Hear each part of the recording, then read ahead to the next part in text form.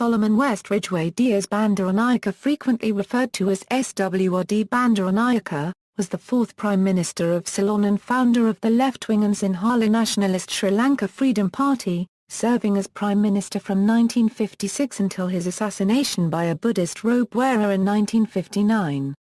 Early life and education. Bandaranaike was born in Colombo, Ceylon, to an elite Sinhalese Anglican Christian family and was the son of the powerful Sir Solomon Diaz Bandaranaike, the Mahamudalaya of Horogala Warlore in 8th Negla, during British colonial rule, who named his son after West Ridgway, the governor of Ceylon at the time, and was his godfather. In later life he converted to Buddhism in order to join politics. He received his secondary education at St Thomas College and went on to study modern greats at Christ Church, Oxford University, where he was secretary of the famous Oxford Union. He later qualified as a barrister in England, after having moved there in 1930s. It is also believed he was privately tutored and was sent to St Thomas for sake of records, as it was a requirement to gain admission to a British university one had to be at a formal school. His stint at STC was very brief before he entered Oxford University. Political career. As a young lawyer, Bandaranaike became active in the Ceylon National Congress. He was elected to the Colombo Municipal Council in 1926. From 1931 to 1947 he served in the State Council of Ceylon. In order to promote Sinhala culture and community interests, Bandaranaike organized the Sinhala Mahasabha in 1936. In 1946 he backed the United National Party and held ministerial posts from 1947 to 1951. In 1951, he led his Sinhala Mahasabha faction out of the UNP and established the Sri Lanka Freedom Party. On the sensitive issue of language, the party originally espoused the use of both Sinhala and Tamil as national languages, but in the mid-1950s it adopted a Sinhala-only policy. The party asserts it is a champion of the Buddhist religion, which had been attacked by local Christians and Tamils alike during the colonial era. The SLFP has customarily relied upon the socially and politically influential Buddhist clergy, the Sangha, to carry its message to the Sinhala villages. Since the 1950s, SLFP platforms have reflected the earlier organization's emphasis on appealing to the sentiments of the Sinhala masses in rural areas. To this basis has been added the anti-establishment appeal of non-revolutionary socialism. Bandaranaike became Prime Minister after winning the 1956 elections in a landslide, at the head of a four-party coalition with a no-contest pact with the Lanka Sama Samajar Party and the Communist Party of Sri Lanka. As such, he made Sinhala the official language of the country, downgrading the official status of English and promoting socialist, non-Western policies that profoundly changed the course of Ceylonese politics in the following decades. As Prime Minister, he took a neutralist stance in foreign policy.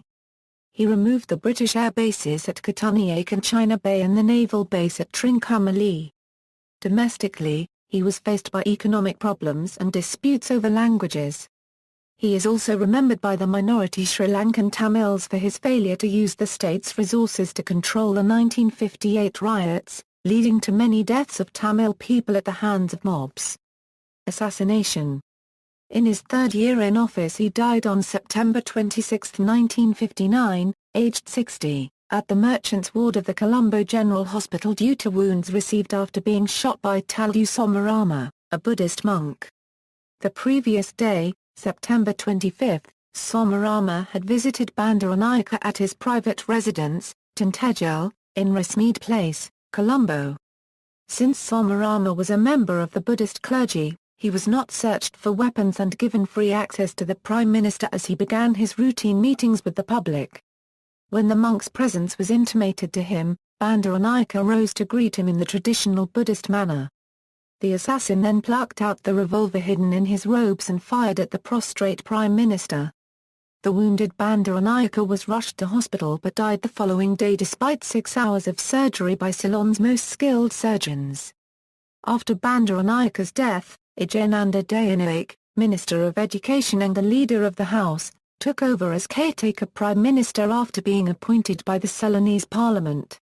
However, he fell out of favour with the members of the government, resulting in the removal of all ministers of the Bandaranaike's cabinet in less than a year. Eventually the leadership of the Sri Lanka Freedom Party fell to Bandaranaike's widow Sirima Ratchwat Dias Bandaranaike, who was soon appointed a senator. She became the world's first female prime minister when another coalition led by the SLFP won elections in July 1960. Family life.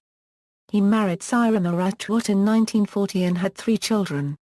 Sirima Ratchwat Dias Bandaranaike, as she was known after her marriage, became the first female prime minister in the world following Bandaranaike's assassination. His daughter Chandrika Kumaratunga subsequently became prime minister and the first female executive president in the country. His younger son Anira Bandaranaike went on to become Speaker of the Parliament of Sri Lanka and a minister, and his eldest Sunithra Bandaranaike is a prominent philanthropist. See also, SWRD Bandaranaike Cabinet, Bandaranaike Chelvanara Compact. List of political families in Sri Lanka. References.